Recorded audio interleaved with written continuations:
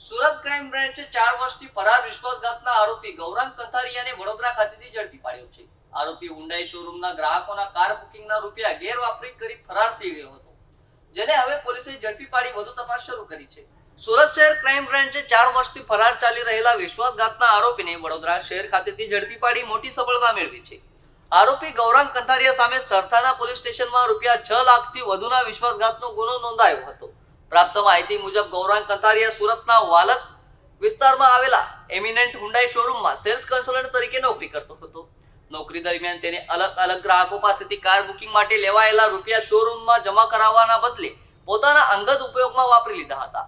આ મામલે સરથાના પોલીસ સ્ટેશનમાં વિશ્વાસઘાતનો ગુનો નોંધાયા બાદ આરોપી છેલ્લા 4 વર્ષથી ફરાર થઈ ગયો હતો અને પોતાની ધરપકડથી બચવા માટે અલગ અલગ સ્થળોએ છુપાઈ રહ્યો હતો। સુરત શહેર ક્રાઇમ બ્રાન્ચને મળેલી ચોક્કસ બાતમીના આધારે પોલીસે વડોદરા શહેરના માંજલપુર વિસ્તારમાં વોચ ગોઠવી આરોપી ગૌરાંગ કંથારિયાને ઝડપી પાડ્યો હતો।